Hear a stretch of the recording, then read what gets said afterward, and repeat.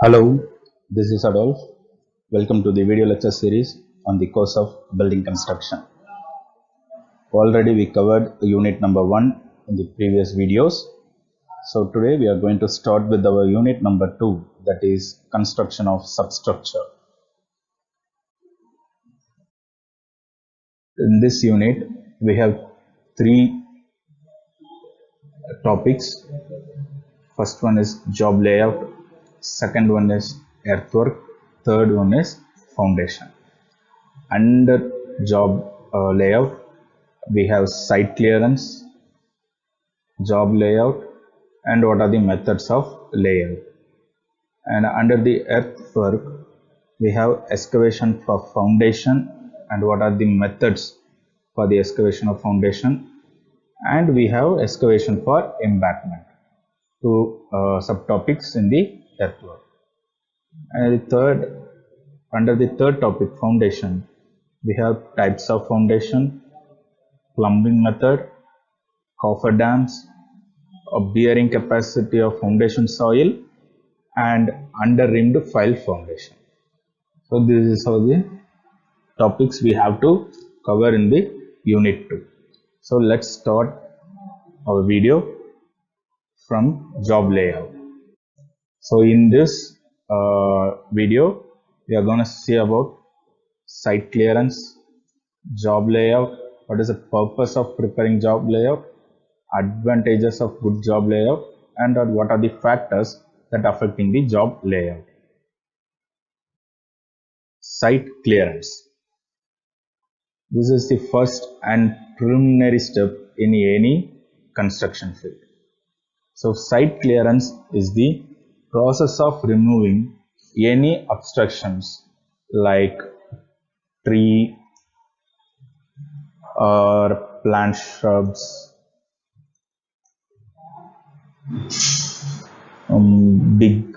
bigger size stones. These are all will be present in our site.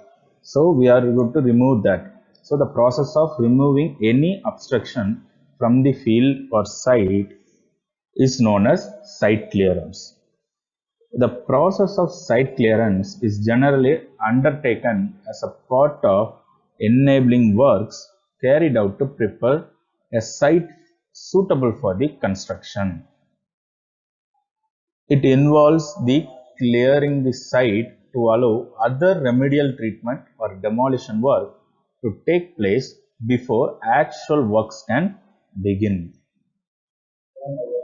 This site clearance involves clearing a site of any machinery or equipment, unwanted surplus materials, rubbish, and so on.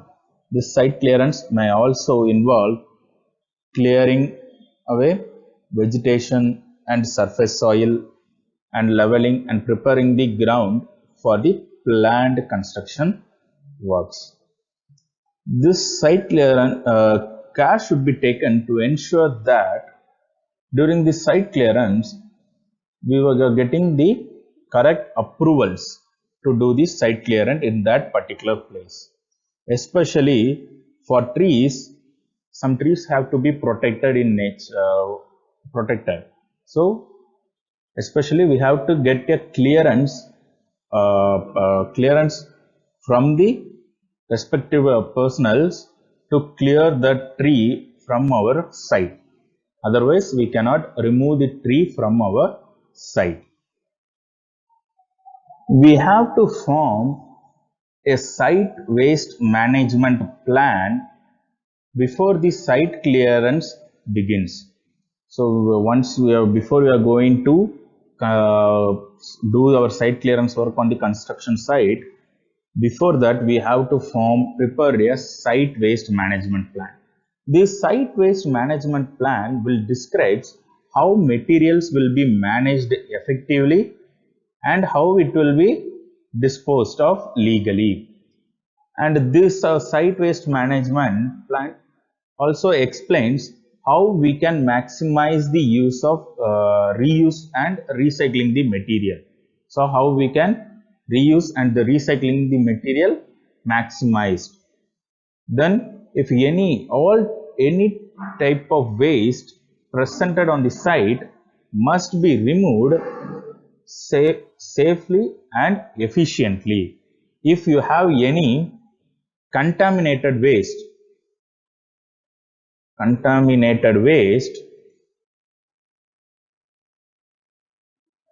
or potentially hazardous substance or hazardous substance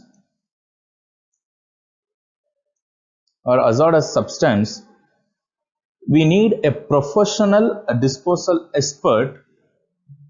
We have to consult with them and we have to safely handle them and we have to dispose them.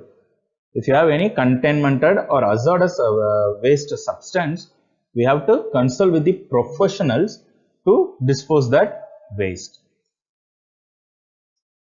The next heading is job layout. This job layout is prepared to promise that work proceeds smoothly without any obstruction or without any obstacles or without stopping any or without any delay. The work we can smoothly, it will go on. The construction resources such as men, that is labor, machinery, materials or tools and plants, they should be arranged in a way to achieve a maximum utilization of the space. The larger and the more complex project, greater will be the need of planned job out and detailing at the site. So if your project is more complex or it is a very large project, we need the planned job layout and the detailing at the site to smoothly carry out our work without any obstruction. So the job layout is defined as a site diagram of the proposed construction showing the location of entry, exit, temporary services, material stores and stocks, plant or equipment and site office. Simply, it is a site drawing of the proposed construction showing the different locations on it. So, this is the job layout. See, this area is the building under construction. Here we are going to construct our building. So, the job layout shows the road is here and this is our boundary area. From here this is our boundary area. So, in the middle we are going to have our building construction. And look, we have some storage rooms. In the brick and tiles, we will keep the brick and tiles only. Aggregate storage, cement and other valuable items we will store here. This is site office. Here it is an security. This is an entrance, only one way entrance only. And here we will keep the reinforcing steel. And again we will have a aggregate storage, 2 aggregate storage. And labor housing. Labor housing is for the laborers to stay there, to have their food there. For that is the labor housing. And again we have bricks and tiles and toilets and washroom. So this is the job layout, detailing the different locations or different rooms. So it will have one entry point, that is entrance, exit point. It's in this diagram there is no exit point. We will use the entrance as the exit point. Otherwise we will have a different exit point. Then storage areas of materials, temporary services, contract site office, bar bending area. The diagram here, it is the bar bending area. Bar bending area is mostly used nearer to the construction building where we have to construct. Next is the labor housing. So from the diagram we can sort out what is the available provisions are given to the site. Next, what is the purpose of preparing the job layout? The main purposes are to save time in delivering construction material at the site of construction. So at the site of construction, if you if you need any aggregate or a cement, we can quickly deliver it to the construction where the work is carried out. So it will save the times, and it safeguard the construction material from damage and deterioration. And the cartridge distance is minimum. That means we will use some bullock cart or some load vans to give the materials to the site. So if you build the separate storage nearer to the construction area, so it will reduce that, it will reduce the distance. So if the distance is reduced, it will minimize the expenses also. So that expenses may be minimum. And this job layout is used to adopt best mode of working. So how effectively and how economically we can work. Then it will complete the work within the minimum use of equipment and machineries, get maximum output from labor and machinery, and it will avoid the damage to the nearby property due to our construction work, and to store constructional materials as near the place of the utilization as possible. So these are the purpose of preparing the job layout. Then what are the advantages of good job layout? So the good advantages of the good job layout is smooth and economical working of the project, and it reduces the completion time of the project. It provides more safety in the working of the project, and the material waste and the deterioration are reduced. Material transaction become easy, speedy and economical, and it increases the output from labor and the machineries. So these are the advantages of the good job layout. Then what are the factors that affecting the job layout? The first factor is nature of project. So this will plays a great role in the preparation of a job layout. If every project will have different job layout. If you are taking a one small building, that is one story building, it requires small job layout. But if you take a multi-story building project, it requires a centrally layout scheme. So it requires a very big job layout, and it have to show this how the layer centrally the project will be in the center, and every utilization materials will be nearer to it to do the work. And if you take the highway construction project, so highway construction project, the road length will be very high, very huge length it will be if you are doing for the road construction. So it requires, where the job layout requires, it requires in the number of constructions. So if you take, it is an 100-kilometer road stretch, if you are going to do the project, so sometimes the contractor will, different contractors will get project. Assume each 10 kilometer you have different contractors. So if you take this 10-kilometer area, these 10 kilometers area are be divided into the equal middle parts. So you can divide it as each 1 kilometer, 1 kilometer, 1 kilometer, or 5 kilometer, 1 kilometer, or we can divide it as a 5 kilometer each. And how we are dividing, in that we have to keep the job layout. So for this particular 5 kilometer, what is the job layout, and for another particular, what is the 5 kilometer, what is the job layout. So for an highway it is different, multi-story building it isn't different, one-story building it isn't different. And the second is method of construction. So how we are going to use it?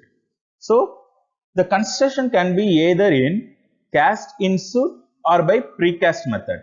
Cast in situ means at field we will do the construction, every parts of the construction. Precast means some beams will be casted at some other place.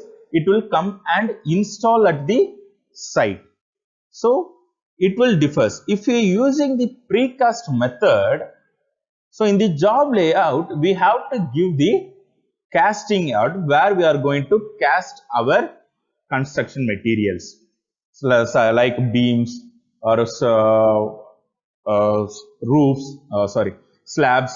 So where we are going to cast it. In the precast method, we have to give the casting yard into the job layout. But in the cast in situ, you don't need to provide no need of casting yard, because we are going to do at the site only. On the site we are going to do, but in precast we will do it the separate site. So we have to show where we are going to do the casting work in the job layout.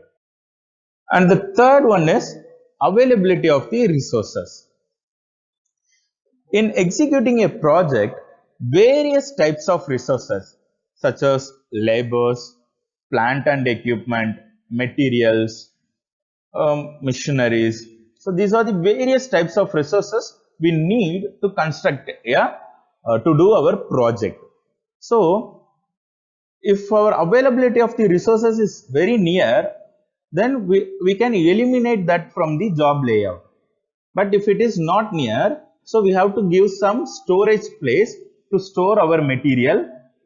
If you are storing that one, we have to show them in the layout. So if you take labors, if their labors are from some other state or some other district outside the area, we have to given them some temporary housing we have to give for them, and food area we have to give, and washing facilities, toilet facilities we have to give to them. So we have to mention that one in the job layout. Next is the medical facility. So if your project, this medical facility is suitable for the larger and the complex type of project. So if your project is big and the complex, then it is desirable that a field medical facility is provided at this site. So we have to give some medical room in the job, clinic room in the job layout. Fifth one is contractors or site engineers office. So this contractor or site engineer office should be located preferably in a noise free area. Why we are giving it in the noise free area for? Because if you are given in the noise free area, the coordination between the contractor and the labor, if the contractor says something, labor will understand something. So if it is in the noise free area, they will come. If the contractor says something to the labor to do the work, they can easily understand. So it will give some better coordination between the contractor or site engineer to the laborers or workers. And the sixth one is provision for temporary roads. The provisions for the temporary road are necessary to transport the necessary materials like tools and plant, machineries, or some aggregates, some steels, cements. These are the necessary materials to transport to this site. So if you are giving the temporary road to the site, then the materials can easily access through inside the site of our construction. And this temporary road also provide the access to the construction site from the existing nearby roads. From the existing nearby roads, it will have some access. And the last is other facilities. And so there are necessary provisions of services such as supply of power, telephone connection, and also repair and maintenance yards should be made in the job layout. So these are the factors it will affect the job layout. So in this video, first we start with the site clearance.